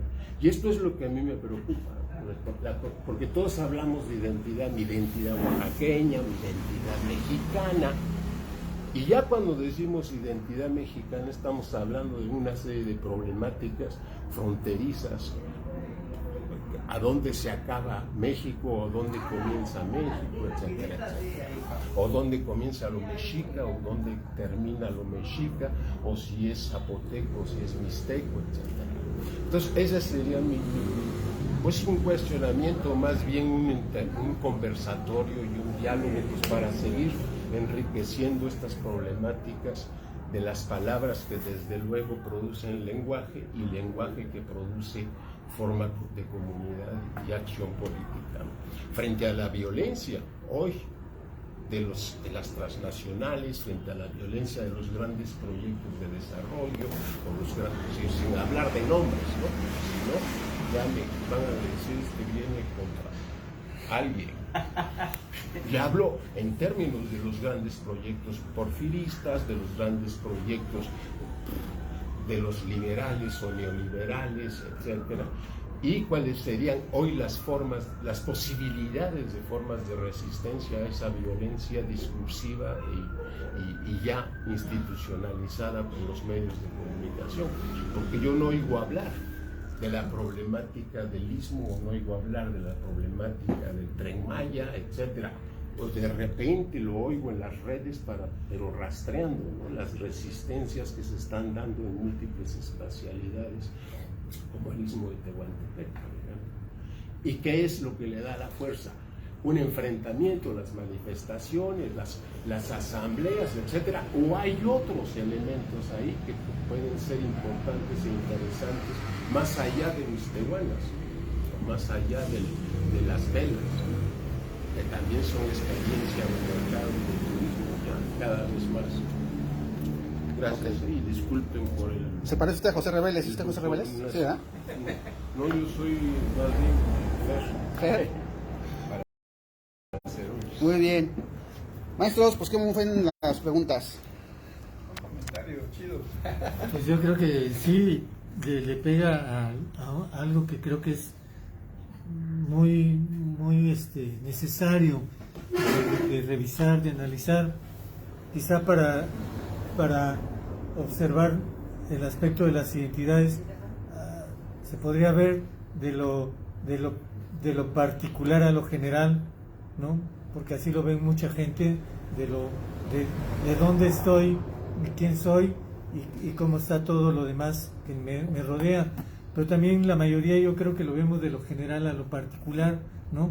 Como somos mexicanos, aunque en nuestra conciencia, inconsciencia y subconsciencia, tal vez el mexicano es el indio con sombrero sentado en un cactus, envuelto en una cobija, pero esos no somos los mexicanos, ¿no? Los mexicanos somos muy diferentes unos de otros, ¿no? Es más, muchos ni siquiera nos sentimos tan mexicanos, ¿no? Porque tenemos más vigencia en nuestras propias raíces, ¿no? Como zapotecos, como mayas, porque creo que cada generación se ha hecho el mismo cuestionamiento, ¿no? Cada generación, mi padre, mi abuelo, mi tatarabuelo, se han hecho los mismos planteamientos, pero quizá con otras herramientas, ¿no?, de análisis, con otros acervos para poder contestarse contestarse esas preguntas, ¿no? Tal vez algunos no se lo cuestionan nunca en su vida, hasta que están tal vez en el extranjero y de repente dice, chinga, pues soy mexicano y aquí estoy en Moscú con un montón de mexicanos y ahora sí me siento un mariachi, ¿no? O sea, con los estereotipos, ¿no? Porque a final de cuentas nos movemos con muchos estereotipos, ¿no? Y a veces esa es como la cuestión, la educación formal te crea también estereotipos, ¿no? De qué somos los mexicanos, ¿no? Por ejemplo, todos salimos el 16 de septiembre a gritarle vivas a Miguel Hidalgo, ¿no? Que la independencia, pero ¿quién verdaderamente se independizó, ¿no? Si los pueblos indígenas siguieron igual, ¿no? O sea, o peor tal vez de la independencia, ¿no? Entonces, ¿quién verdaderamente se independizó, ¿no? Pues fueron los criollos, ¿no? Finalmente ellos se independizaron económicamente, pero solamente económicamente. porque siguieron con su bagaje cultural, religioso, jurídico, ¿no? Su educación familiar fue la misma de España, entonces no hubo ninguna otra independencia más que la económica, pero no fueron para los pueblos indígenas, porque ellos siguieron igual o peor de sometidos como estaban antes, ¿no? Entonces, creo que habemos como muchas identidades que convivimos diariamente y damos por sentado que somos la misma identidad, ¿no? Cuando estamos hablando con algún compañero que vivió casi toda su vida en la zona Mije y habla muy bien el español y estudió en la universidad o en la ENA, y bueno, él maneja un acervo que le metieron en la escuela y quizás se la cree, ¿no? Se cree todo el discurso que le metieron en la ENA, ¿no? Pero a lo mejor no se lo cree, ¿no? Y de repente dice, no, pues ¿saben qué? Que creo que todo esto es una farsa, ¿no? Claro, tenemos ahí a unos abogados mijes que trabajan para el Estado y ellos sí se la creen, ¿no? Se creen todo el discurso jurídico, ¿no? Porque lo están aplicando, ¿no? Pero no se han hecho un cuestionamiento, quizás sí, por las cartas que les envió el subcomandante, de que, pues, que toda la noche se la pasa ahí lavándose el rostro para ponerse un poquito más güero, ¿no? Entonces, porque tal vez él ha de pensar, chingalo, pues ya me descubrieron que soy un farsante, hasta mis propios paisanos, pero mano, me está cayendo un billete, me puedo comprar una camioneta del año, ya tengo casa propia en Oaxaca, ya me compré una casa propia en la Ciudad de México, me vale madre lo que digan, ¿no? Entonces, ahí ya esa identidad hipotética de Ayuk valió sorbete, ¿no? ¿Por qué? Porque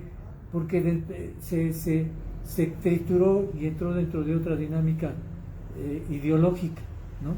Así pudo haberle ocurrido al mismo Benito Juárez, ¿no? Imagínate casarse con la hija de tu patrón, ¿no? Y tener un estatus como abogado, ser masón, y además pues ser un tipo inteligente, porque eso no se le quita a nadie, pero de repente dijo, pues vamos a hacer unas leyes donde también los terrenos comunales los vendemos, porque necesitamos desarrollo. El mismo discurso obradorista que estamos escuchando ahorita, ¿no? Entonces, bueno, pues allí podemos hablar que hay muchas identidades, y creo que eso ocurre en cualquier país, en cualquier nación y en cualquier etnia. Hay muchas identidades, ¿no? Y creo que a final de cuentas habrá identidades dominantes, ¿no? Dominantes tal vez por el discurso, dominantes tal vez por la acción, por la praxis, ¿no? O dominantes por el prestigio, ¿no? Porque hay gente que tiene una actitud tan picuda que aunque no dice nada aparentemente, ni hace nada aparentemente, todo el mundo la respeta y dice, ay güey, ¿no? Yo quisiera ser como ese señor o como esa señora, ¿no? Cuando yo sea grande. Entonces digamos que la identidad puede ser traicionera también en ese sentido. Sí, también puede ser de doble cara, ¿no? Sí, yo entendiendo identidad como sentido de pertenencia un poco, y un poco por la participación de usted, ¿qué tanto, cómo entrarle al sentido de la espiritualidad, de la resistencia en tiempos de globalización? ¿Sí? Es un tema bien cabrón, ¿no? Pero lo que sí podemos, en este caso, entender, o yo lo entiendo así, es cómo se dan este sentido de pertenencia y estas resistencias en este tipo de esfuerzos. El café revueltas es un sinónimo de, ¿no? De que ante la globalización y todo este cafecito está puesto y lleva un tiempo ya proyectando películas, ¿no? Con un acervo de lectura para el pueblo, con precios cómodos, no turísticos, los libros que hace Brito, ¿sí? Este mismo libro que también tiene mucho de autogestión, ¿no? y el programa que se llama La Liga, ¿no? Liga Revueltas. La Liga Revueltas, pues, ¿no? O sea, y de pronto los que venimos acá y mucha banda que viene acá viene en ese sentido de pertenencia, ¿no? Perteneces a esta banda que resiste a la globalización, ¿no? Y entonces un poco nos sumamos a lo que aparece aquí, o sea, a estos mitos fundacionales, ¿sí? Que son de personajes que han resistido, ¿no? Que son nahuales, son chamanes, han hecho algo por su cultura, por su región, ¿sí? Y dices, bueno, pues son personajes fabulosos, y de pronto en estos contextos, pues igual, ¿no? Guardando las debidas proporciones y con alguna modestia, pues igual, Brito hace su esfuerzo, ha vendido más de 1000 libros en un número, Juan José lleva años picando piedra y haciendo un chorro de cosas con la cultura, Lalo con el café ya lo tiene posicionado de un ratito, ¿no? Y pues son como esa banda, ¿no? Como esa liga, ¿sí? Y en ese sentido de identidad, así como sentido de pertenencia, pues aquí estamos. Yo un comentario rápido nada más, y al respecto de la pregunta de la identidad y del libro, ¿no? Por supuesto. Bonfil Batalla lo plantea claramente, ¿no? Como una forma de intentar ordenar estos procesos de identidad dinámicos que se viven en todo el mundo, pero específicamente en México, ¿no? Bonfil Batalla plantea la idea de un México profundo y la idea de un México que se dicen mexicanos, pero que piensan realmente como europeos o como gringos, ¿no? Sin decir nada peyorativo, por supuesto, ¿no? Entonces él plantea, por supuesto, un proceso de identidades, como lo dice Juan de Dios, y pensando en México como un país megadiverso, no nada más en cuanto a ambientes, sino a culturas. Entonces, buscar una identidad única de lo que es ser mexicano, lo que es ser indígena, estaría muy cabrón, ¿no? Estaría muy cabrón. Entonces, en ese sentido, pienso que debemos ver los procesos de identidad como algo muy dinámico. No sabemos a dónde van, no sabemos dónde van a ir, si sean positivas o negativas, pero bueno, pues por lo pronto estamos en ese proceso y reconociendo la labor de Juan de Dios para mostrarnos algo que ha quedado obnubilado, ¿no? Que es las culturas precolombinas o los pueblos originarios. Bueno, nos están viendo también gente de sus casas o de sus carros. Dice, bueno, Irving Sánchez dice, interesantes comentarios de los invitados, diferente a lo que hoy en día encontramos en las redes sociales. También dice, la literatura alimenta el cerebro y el alma. Y bueno, sí, respecto a esto de la identidad, creo que en este momento también lo que comentaba la persona que ahorita participó, pues está el asunto pues el extractivismo en las comunidades, ¿no? Está el asunto de la frontal invasión extractivista en las comunidades en estos momentos en Oaxaca, en el país no se diga, en Oaxaca específicamente, que parece que está nuevamente floreciendo, mineras, que bueno, en el caso de la minera Cuscatlán, que en realidad es un nombre en México para la Fortuna Silver Mines, ¿no? La minera canadiense, que bueno, que no tiene permisos para expandirse, pero se expande, no tiene permisos para operar, pero opera.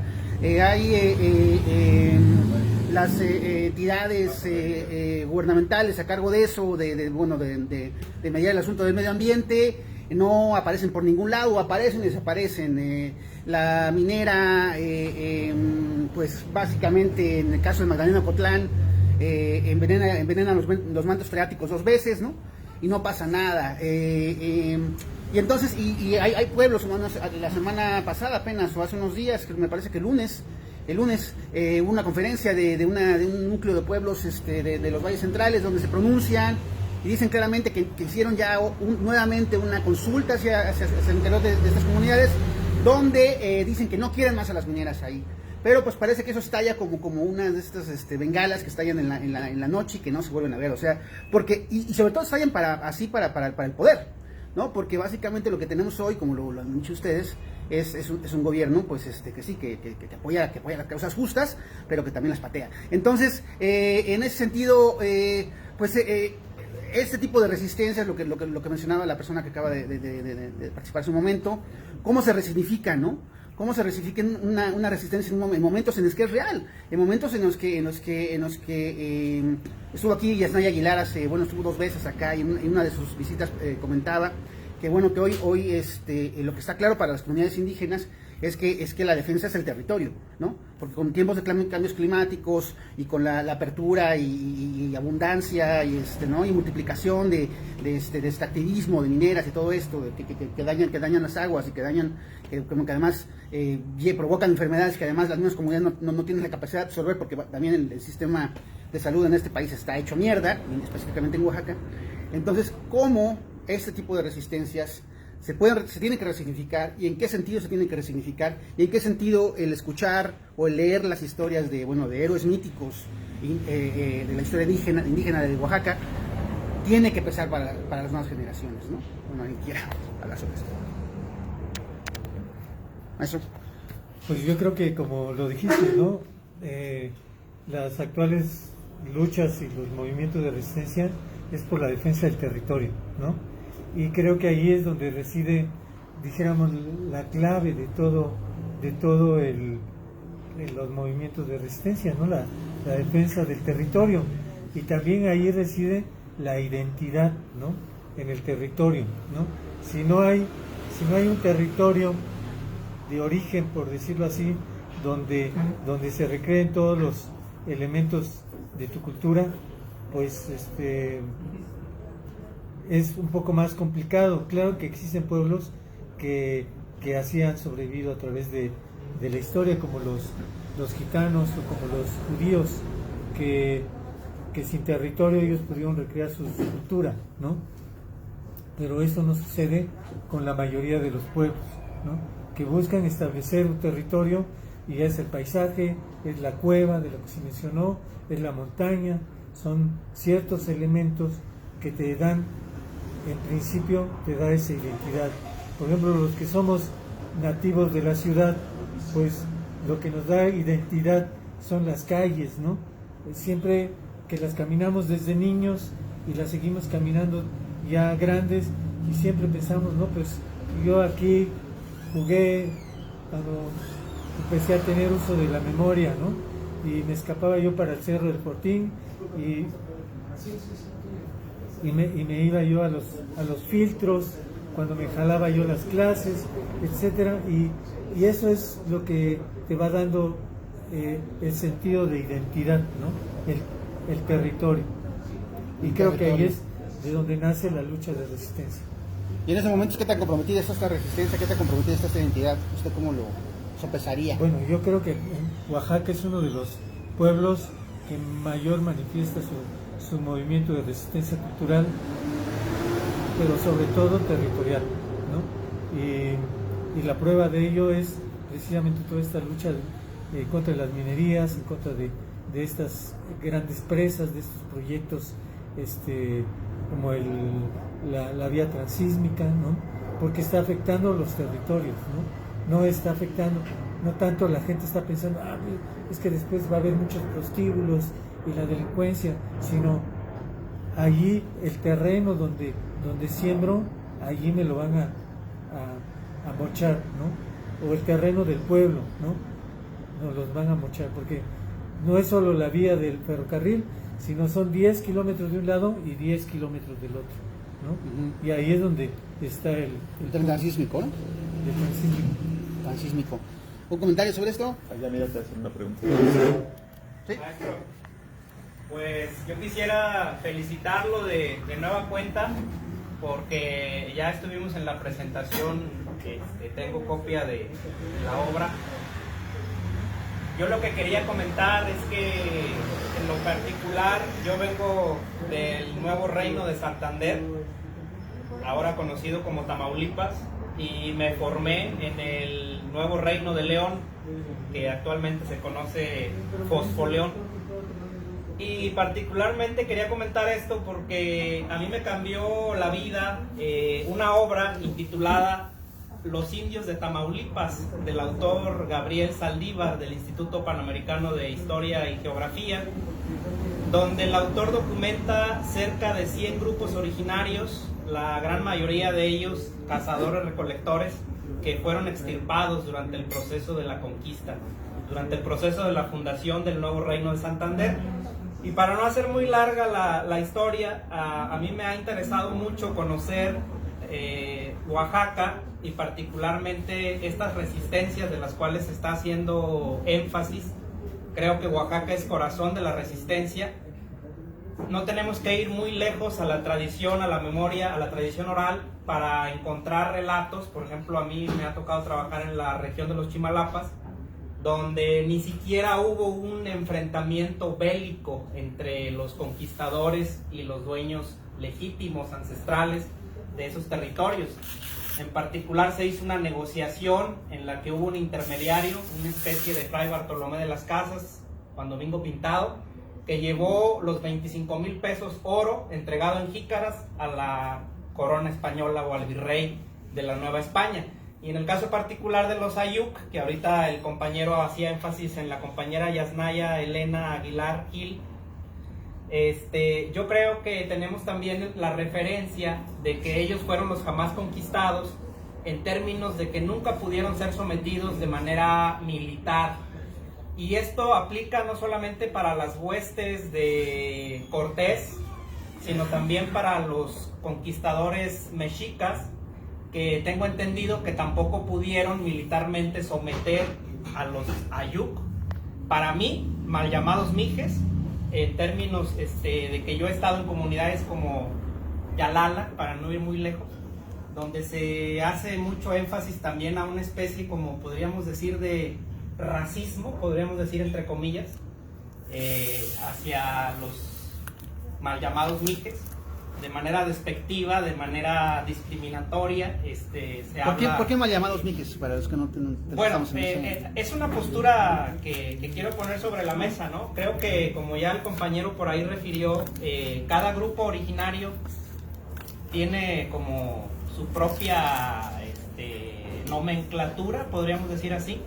En el caso particular de la cultura dominante en los valles centrales, que son los zapotecas o los vinizá y sus diferentes variantes, pues creo que es importante que comencemos con esto que por ahí plantea la reforma conceptual, de que de entrada dejemos de llamarles pueblos indígenas, cuando creemos que es un avance muy importante que se les comience a llamar como pueblos originarios o pueblos nación, que eso fue lo que le dio mucha fama a la compañera Yasnaya Elena, que son conceptos que ya hemos conocido y que venimos manejando los que conocemos a otros autores, pero que afortunadamente en estos tiempos de las redes sociales, pues por ahí el tweet tuvo eco, y creo que es algo importante que las nuevas generaciones de intelectuales, de historiadores, de artistas, de diferentes disciplinas, podamos tener muy claro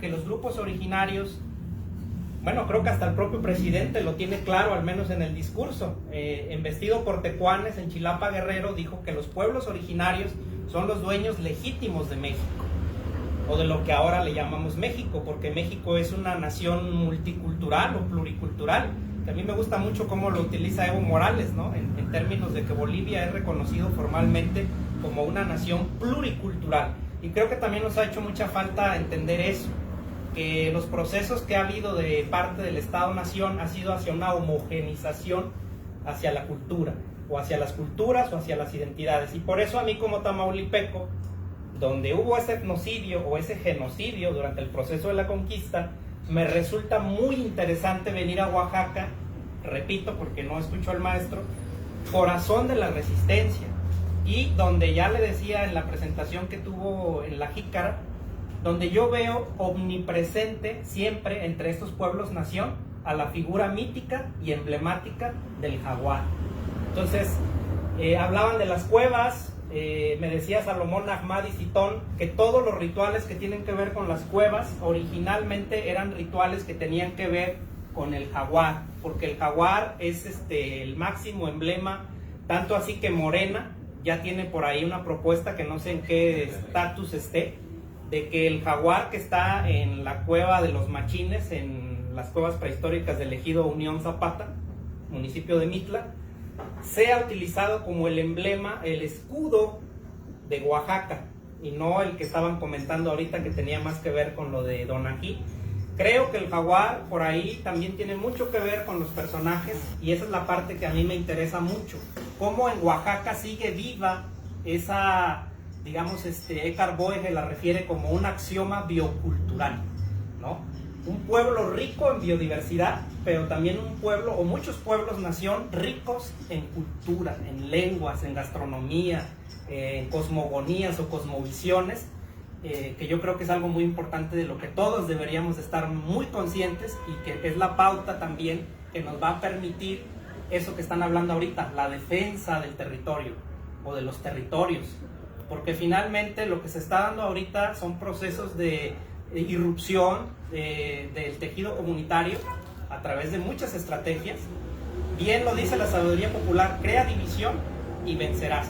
Entonces necesitamos valorar, reivindicar, atesorar, documentar todo eso que tiene que ver con los saberes comunitarios, con la forma de organización desde las bases campesinas, comunitarias, para que haya esperanza de que no sucumbamos al apocalipsis socioambiental que está a la vuelta de la esquina. Pues muy bien, muy bien. ¿Alguien más quiere hacer un comentario? Ahí, no, señor de la cámara. No. Bueno, pues sí, vamos a pues ya como que ir definiendo qué onda con esta mesa, con esta presentación. ¿Qué onda? ¿Cómo ven lo que acaba de comentar, compañero? Sí, yo creo que tiene mucha razón, ¿no? Creo que tenemos como un tótem o como una cabeza de una gran familia que quizá ahí es lo que nos puede unir nuestras identidades, como estos símbolos, ¿no? Como el jaguar, por ejemplo, ¿no? Es un símbolo que está muy presente en la mayoría de los pueblos, incluso dentro de la misma ciudad, ¿no? La ciudad se mueve dentro de una dimensión un poquito diferente, ¿no? Me doy cuenta porque la relación con los pueblos indígenas y la ciudad es una relación comercial, por ejemplo, de niños venían a trabajar en las casas o los veía uno en los mercados, ¿no? Pero también los veíamos en la familia, pero la familia había una diferenciación, los que vivían en el pueblo y nosotros, ¿no? Que éramos de la ciudad, y como que de repente el ser de la ciudad te hace creer que sabes más, que porque vas a misa todos los domingos, a Santo Domingo, ya tienes un estatus diferente, ¿no? Y se replica la ideología dominante de la cultura española o criolla, ¿no? Porque es lo que prevalece. Por ejemplo, en los textos sobre el yope que encontré, ¿no? Lo que escribe el maestro Solaegui sobre el término yope, pues es un término totalmente despectivo y descontextualizado de la lengua zapoteca. Él nunca se pregunta si yope es náhuatl, es zapoteco, es mixteco, sino simplemente él define, ¿no? Yope es una persona ignorante, necia, que no sabe nada, ¿no? Y entonces el profesor Solaegui, Rosa Solaegui, era un ideólogo del pensamiento urbano, ¿no? De los años 50, de los años 60. Y bueno, esa era la ideología que prevalecía en la ciudad, ¿no? Y andar de guaraches, pues, y no querer usar zapatos es que eres un yope, ¿no? ¿Cómo no vas a querer usar zapatos si ya se inventaron? Entonces hay una gran diferenciación, pero dijéramos, revisando un poco a las cuestiones simbólicas, que son lo que nos da identidad, ¿no? A final de cuentas, creo que hay muchos elementos simbólicos, por ejemplo, que prevalecen aún dentro del pensamiento del catolicismo, como la fiesta del Señor del Rayo, ¿no?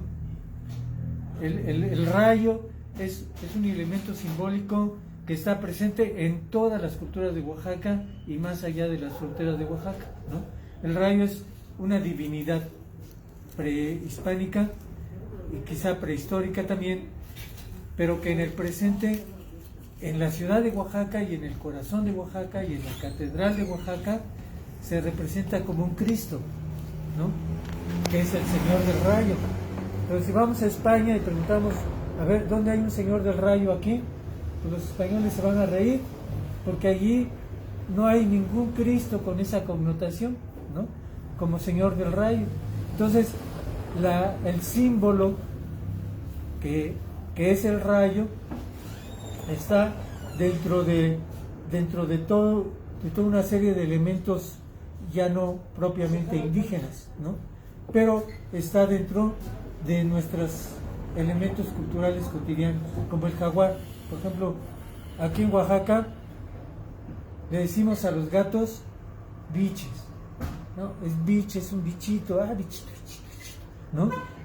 Y tiene los ojos biches, ¿no? Pero eso no ocurre fuera de la región zapoteca, ¿no? Ya en la región mixteca ya no se utiliza biche, ya en la región maya menos, porque biche viene de la palabra beche, que es jaguar, ¿no? Entonces, eso nos da una identidad. Si tú vas, por ejemplo, por allá en otro lugar y de repente oyes, seguro que es un oaxaqueño de la región zapoteca, ¿no? Donde se utiliza el término biche, ¿no? Y entonces, pero son cosas que no se presentan de manera evidente, sino que hay que... ¿De dónde viene esa palabra, no? Que son palabras comunes. Dentro de la sociedad urbana de Oaxaca, la palabra biche es muy común, ¿no? Para decirle a una persona de ojos verdes, ojos claros, es un biche, el biche. Entonces, creo que esos son como los símbolos que están allí, que prevalecen y que nos dan identidad también, ¿no? Bueno, pues yo nada más quiero agradecer la invitación a la Liga Revueltas. Yo luego lo sigo, ahora estoy aquí. Y pues recomendar el libro de Juan de Dios, Héroes Míticos de Oaxaca. ¿Dónde se puede adquirir, maestro? En la Jícara. ¿La Jícara? Y en 1450 Sección de las Artes. ¿Dónde más? Sí, y en la librería Siglo XXII, que está en la sección 22. En la con parte Claudio. de abajo.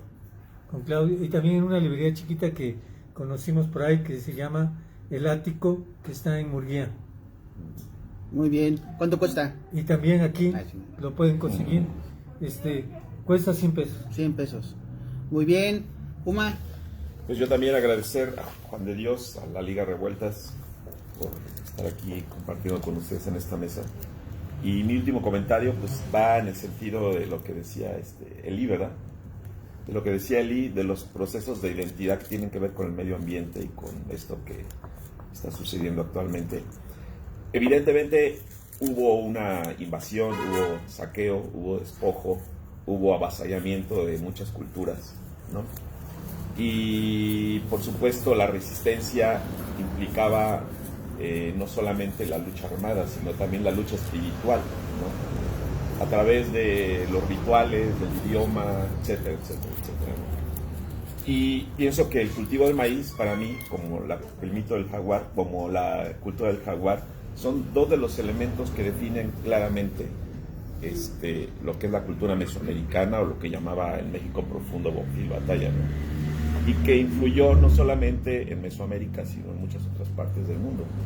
O sea, uno cuando va a un pueblo, cuando va a una comunidad campesina, indígena en Oaxaca, se da cuenta que el maíz es el ordenador, no nada más del territorio, sino de las actividades festivas de todo el pueblo, ¿no? Entonces, tú has escrito sobre eso, Juan de Dios, también. Y bueno, en ese sentido creo que la resistencia va no solamente reconociéndolo, sino también impulsándolo, como escribir cosas como esto, como el libro de Héroes Míticos de Oaxaca. Y bueno, una vez más, felicidades a Juan de Dios y gracias. ¿Te vas a echar una rola? ¿Por qué trajiste la guitarra o qué? Pues sí, yo me puedo echar Sí, una rola al final, claro, sí, para finalizar. claro. Ah, mira, sí, ¿no? Sí, una rola de Puma. Bueno, vamos a unas palabras, Lalo. Yo, sin la intención de alargar más el conversatorio, digamos, yo diría un poco que para mí el problema no es tanto la identidad ni el mito, ¿no? Sino para mí el problema es la propiedad privada, los nacionalismos, las religiones incluso, y todo esto que ha utilizado la identidad, que yo diría que es hasta propia del ser humano, para manipularlo y defender ciertas causas que no se deberían de defender, ¿no? Pero yo creo que la identidad en sí es positivo, es decir, ahora que se está poniendo tan de moda hablar de comunalidad, yo creo que no puede existir comunalidad si no hay antes identidad dentro de un grupo de personas.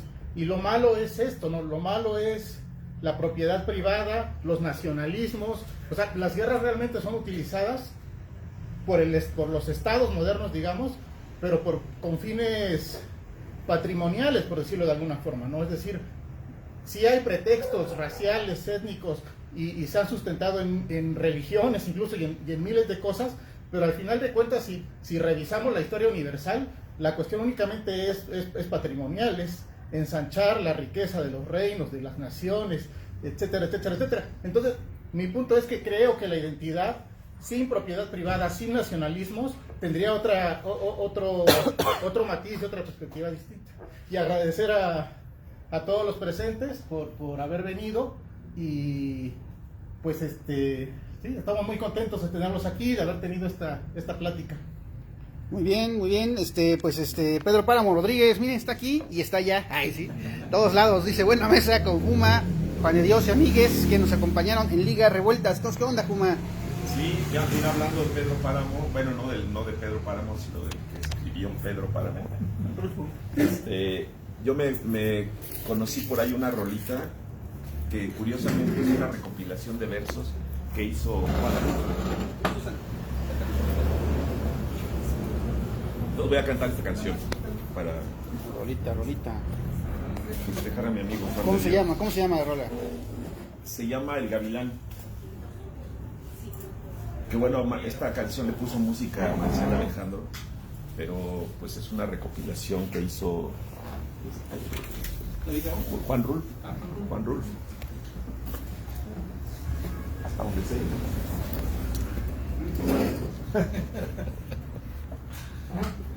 Ay, güey, permíteme, déjame ver si.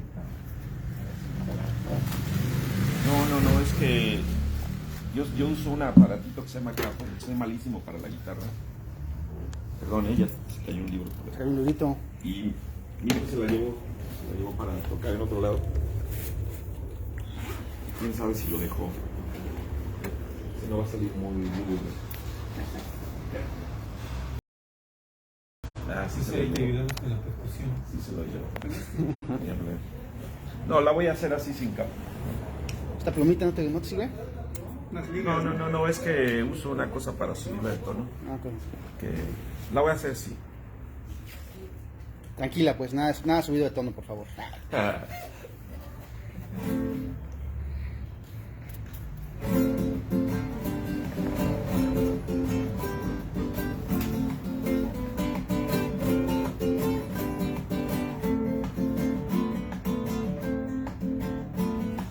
Hermosa flor de pitaya, blanca flor de garambullo, a mí me cabe el orgullo que donde yo rayo, quien raya, que veas que yo me vaya. Mi corazón es muy tuyo.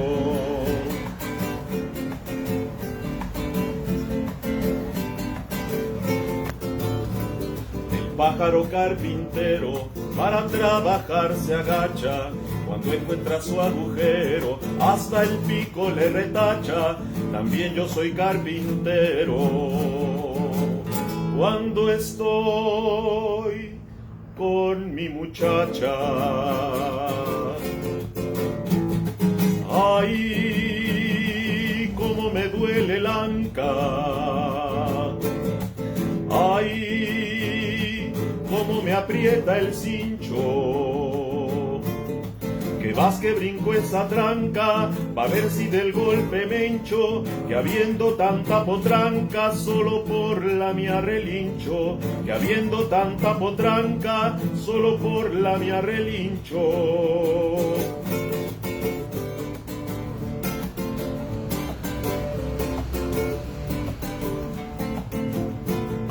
Soy un gavilán del monte, con las alas coloradas. A mí no me asusta el sueño, ni me hacen las desveladas, platicando con mi chata. Aunque muera apuñalada. Ay, cómo me duele el anca. Ay, cómo me aprieta el cincho. Que vas que brinco esa tranca, a ver si del golpe me hincho, que habiendo tanta potranca, solo por la mía relincho, que habiendo tanta potranca, solo por la mía relincho.